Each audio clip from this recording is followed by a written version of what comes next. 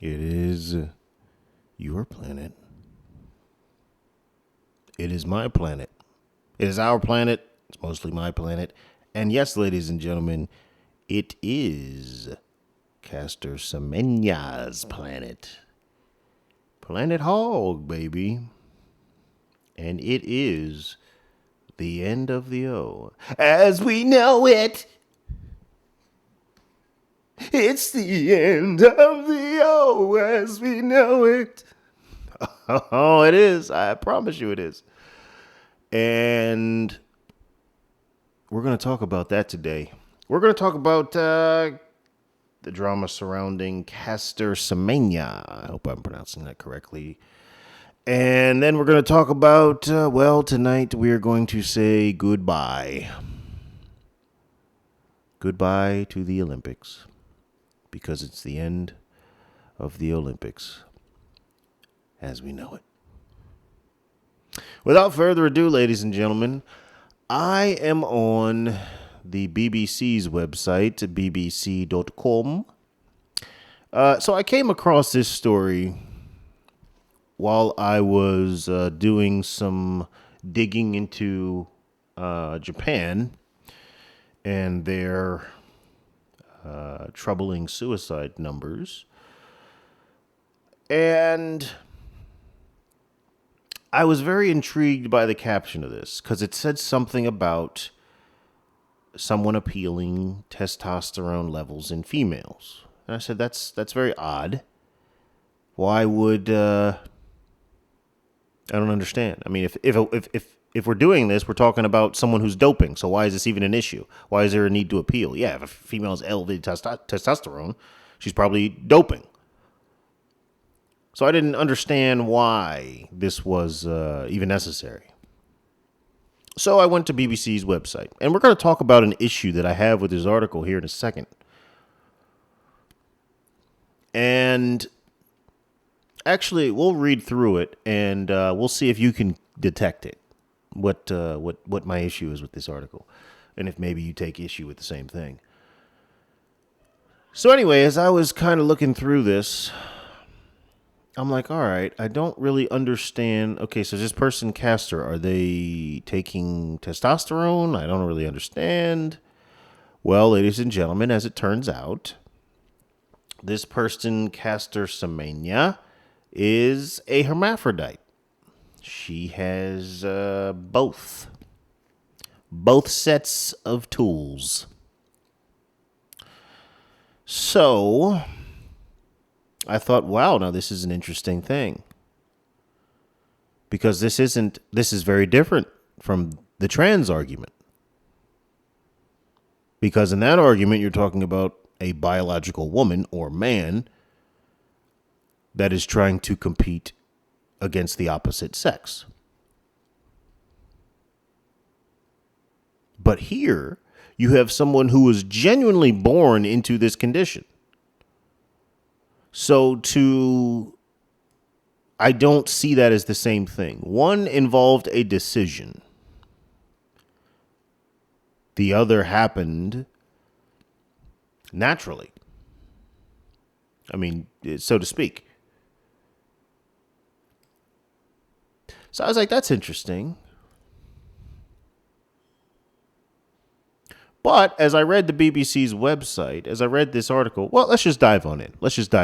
Before I give it away.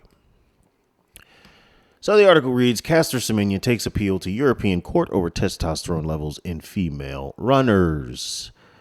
Olympic 800 millimeter, yeah. Olympic 800 meter champion Caster Semenya will appeal to the European Court of Human Rights against the restriction of testosterone levels in female runners. Semenya is not allowed to compete in events between 400 meters and a mile without taking testosterone-reducing drugs, following a 2019 rule change by governing body World Athletics. The 30-year-old South African lost an appeal to Switzerland's Federal Supreme Court in September, but still harbors hopes of defending her Olympic title in Tokyo this year. All we ask is to be allowed to run free, for once and for all, as the strong and fearless women we are, and have always been, she said.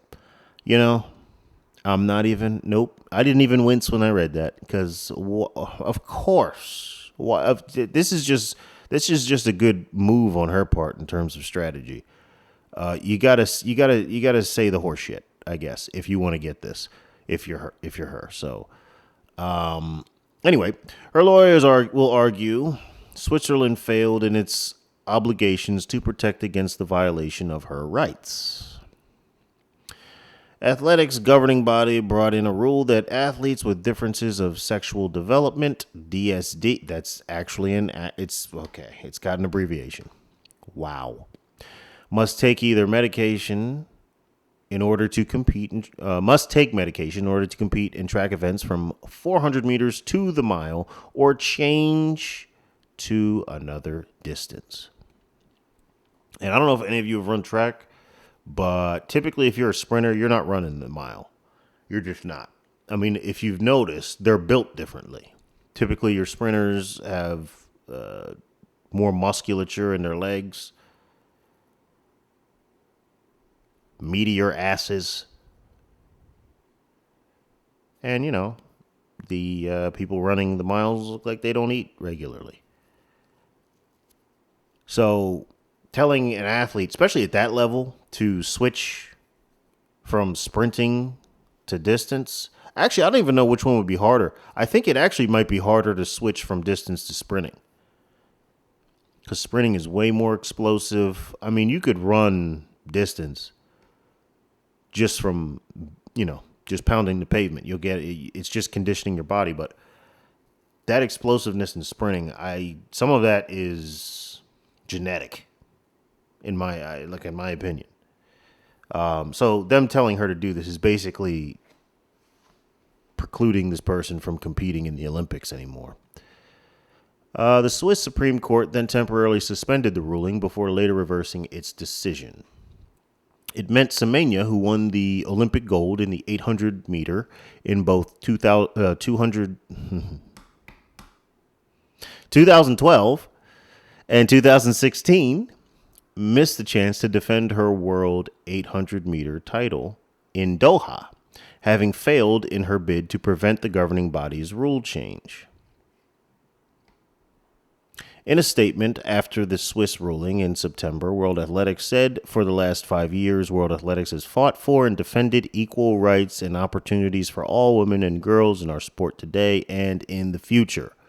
We therefore welcome today's decision by the Swiss Federal Tribunal to uphold our DSD regulations as a legitimate and proportionate means of protecting the right of all female athletes to participate in our sport on fair and meaningful terms. So they are meeting her. They're fighting horseshit with horseshit. I think that's how that song went. Fight horseshit with horseshit, fight horseshit with horseshit, fight horseshit. Okay, the Supreme Court said fairness in sport is a legitimate concern and forms of a central principle of sporting competition. It is one of the pillars on which competition is based. In March 2020, Semenya said she wants to run in the 200 meter in Tokyo, a distance for which she would not need to take the medication. To be able to compete, she would have to run a qualifying time of 22.8 seconds, although her current best is 23.49 seconds. A statement from Semenya's lawyers, Norton Rose Fulbright. That is the person's name, Norton Rose Fulbright. South Africa is such a weird fucking place. God, it is. You get like, it's almost like a merger. It's like you get hippie Europeans but they're like hippie yuppie Europeans, and then just whatever black people live there. But some of these names and these personalities that come out of there, like that place gave us Elon Musk and Trevor Noah. That's a weird fucking place, man. All right. A statement from Semenya's lawyers, Norton Rose Fulbright, on Thursday said whilst the timeline of the application remains to be determined by the court, Castor remains ever hopeful that she will soon be allowed to return to the starting line in the 800 meter at international competitions. And that's the end of the article, folks. Did you catch it? Did you catch it? Never once in this article did they say that this person was a hermaphrodite. They never once brought it up. It reads like this is a person who's just taking testosterone. Why is that? Well, I can advance a theory. Because in some places, it's illegal to ask a trans person, if you're a guy and you hit on a good-looking lass, and then you find out that that lass is a lad, well, that's just the way she goes. Or so it would be. But if you were to ask that lass if she were ever a lad, that's illegal. You have no right to ask these people these questions. Why is that? How is it not protected? Because essentially, if you are not allowed to ask these questions, then you, per your own beliefs, may think you just had a gay experience. You have the right to not be gay. But this, in my opinion, is encroaching on that. The slyness of this article that is basically about someone who was born with a condition is that part is never even mentioned. Why is that, BBC? Is it because we want to normalize that idea?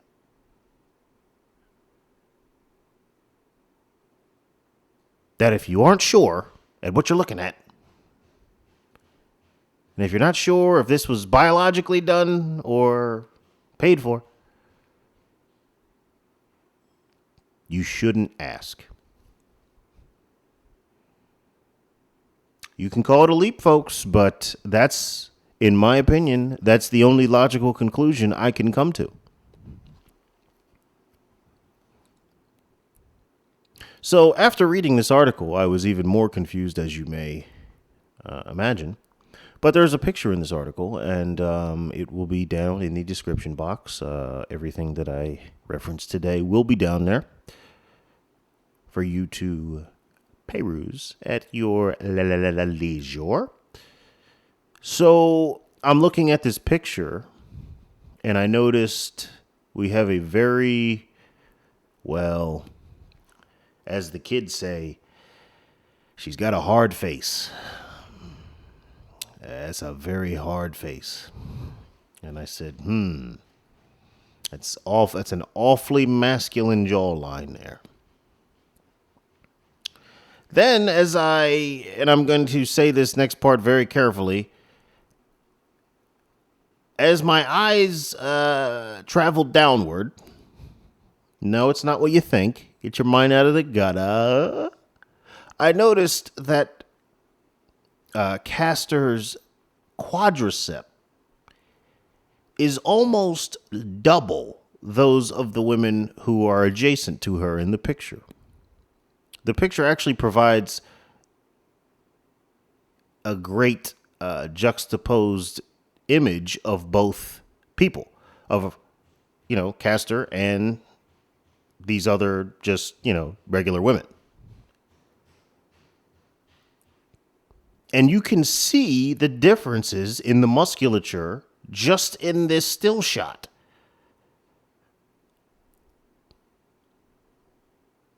So, on the one hand, I understand Castor's case because what do you do? And that's a legitimate question. What do you do?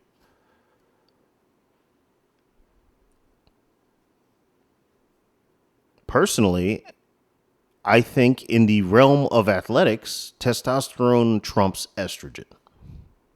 So I don't have a problem with what Switzerland did. It's unfortunate for Castor, but there's no other alternative. She has an unfair advantage. A biologically unfair advantage.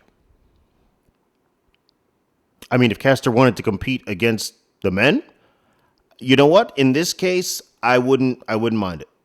Believe it or not, I would not mind it. Because we have testosterone versus testosterone there.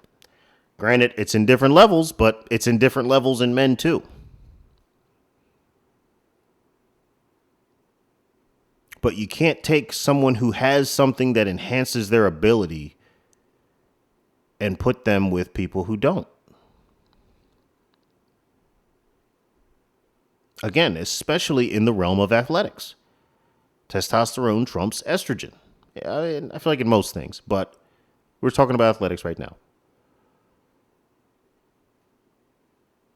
So anyhow, after I read this article, being more confused than ever, but having observed, I went behind enemy lines, ladies and gentlemen.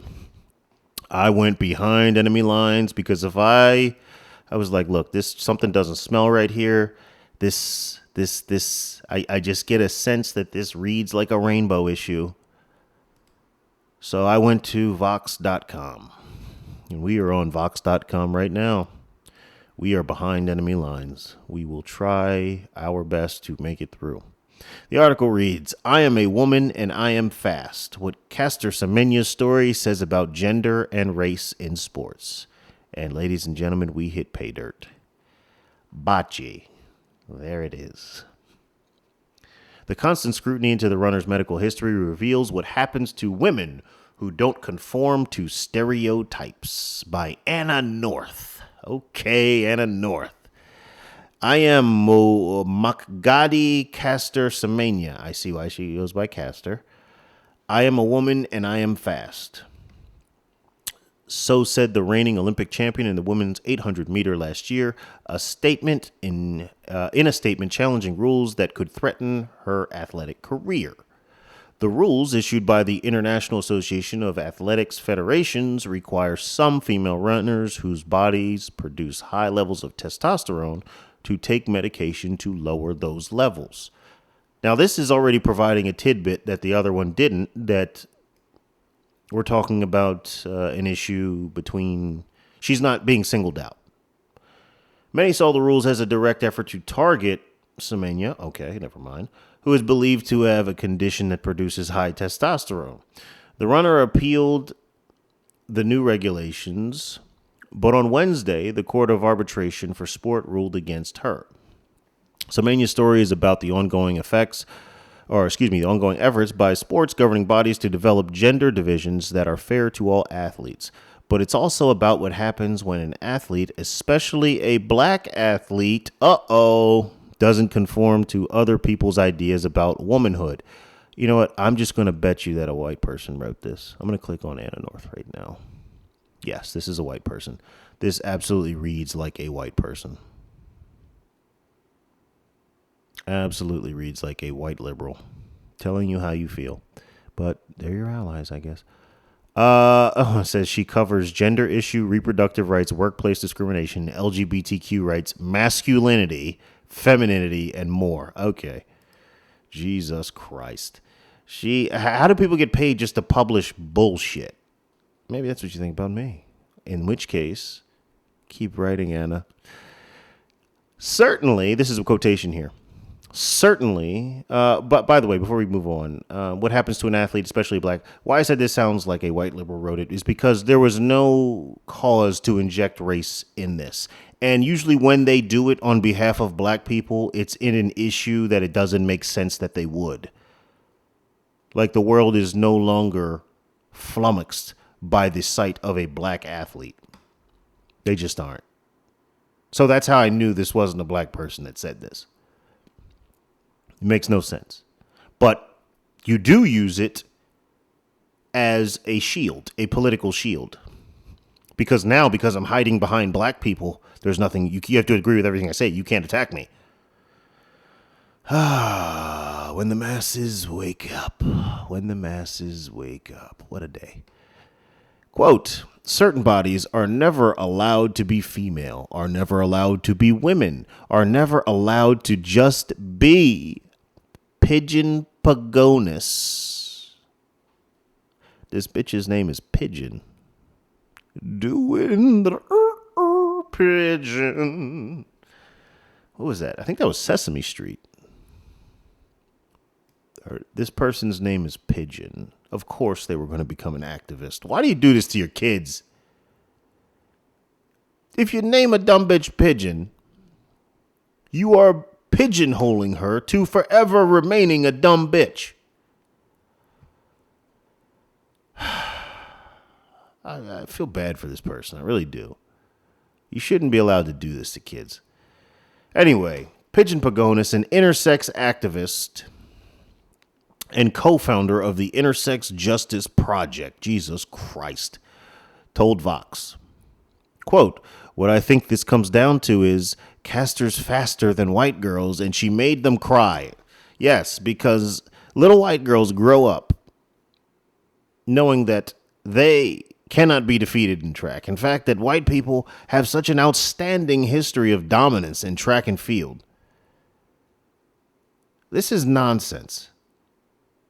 This is such a basic answer. This is a simpleton's answer. It's because white people, they made white girls cry. That is such an uncomplex. It takes zero thought to say that. That's a child's response. Or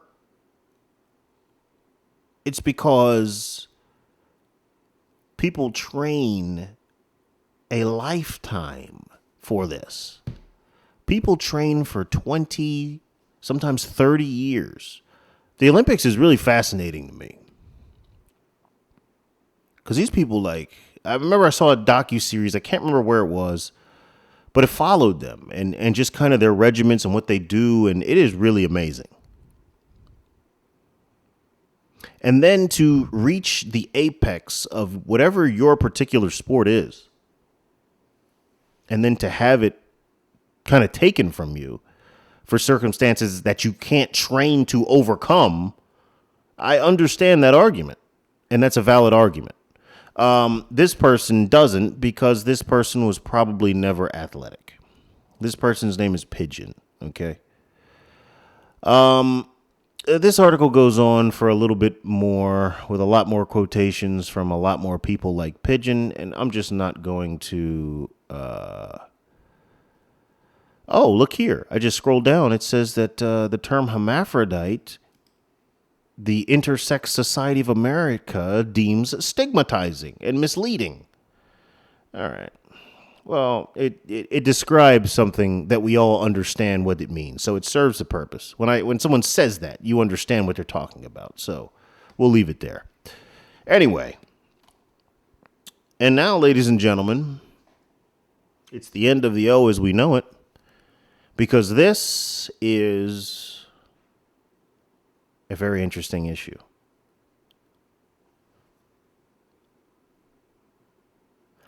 I realized when I was kind of researching this that the Olympics is the ideal target for social justice warriors. It is the ideal target. Viewership in the Olympics is declining overall. I mean, summer does better than winter. The last numbers I saw were from the Olympics prior to last. But find somebody and ask them to name Winter Olympic events. You struggle. If you've seen Cool Runnings, you say bobsledding. Curling was like flavor of the month for a while. Other than that, what do you got? Now, I happen to know, and I'm not even 100% sure of the name. And it's my favorite Winter Olympic. Well, it was until curling, where they ski across for a long time and then they just take a rifle off their back and start shooting shit. And then they start skiing again. I think that's the biathlon. I'm not sure. It might be the biathlon. I might be wrong. But viewership in the Olympics is down. But the Olympics has this mystique where one athlete can just take over the entire thing and become like the ambassador of the Olympics. Usain Bolt, Michael Phelps. So, Gabby Douglas. I don't know if she actually. I don't know if she was in the. She might have been. I don't know, but one athlete who excels or has a compelling story can. Lolo Jones can take over the entire narrative. And why else is it an ideal target for social justice warriors? Because the Olympics literally is comprised of the two things that these people cannot stand. What's that? Athletic prowess, physical dominance, and nationalism. It's just a bunch of people waving their nation's flag. Well, that flies in the face of globalism. We don't want that shit. If you're an SJW, if you are part of the horde,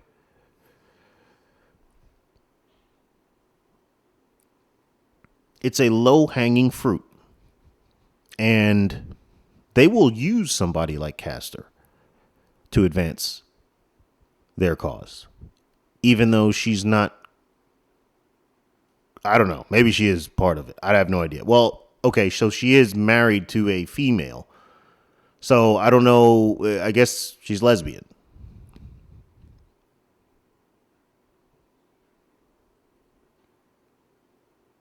So, and it looks like here it's saying that I don't see where it says she has both sets of hardware. So maybe I misspoke on that, but it just says intersex, and then it says something about hermaphrodite being bad. So, but a hermaphrodite, that's what they do. That's what they have. So I don't know. Maybe she does, maybe she doesn't. We're dealing with testosterone right now.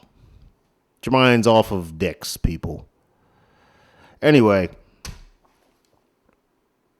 so what happens with the Olympics when they just destroy it? Absolutely not. It serves a purpose. They'll just take it over and make it sensory inclusive. They'll give it an SJW makeover.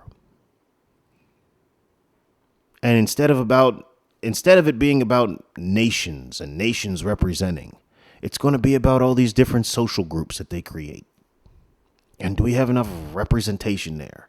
It's going to be to the normal Olympics what AEW is to the WWE. It's a joke. It's a very bad joke. It's a bastardization. It's a mockery. So look forward to that. I mean, that's a prediction. And if it happens, you can tell everybody you heard it here first. And we can just hold hands together and watch the,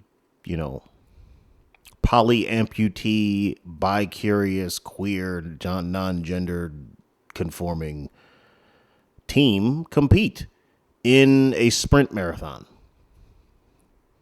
Because no rules. Everybody can do everything.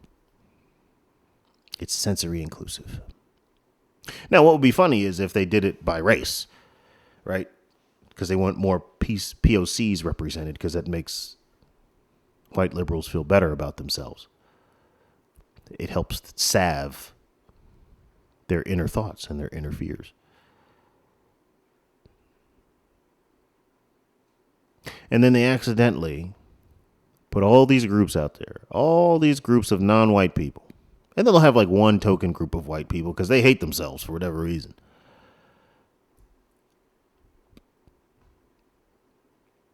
But wouldn't it be funny if they accidentally, that group of white people, they beat everybody.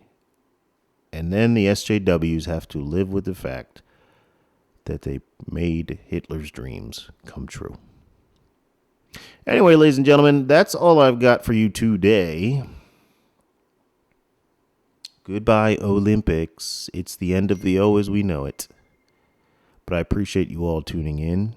And until the next time, peace out.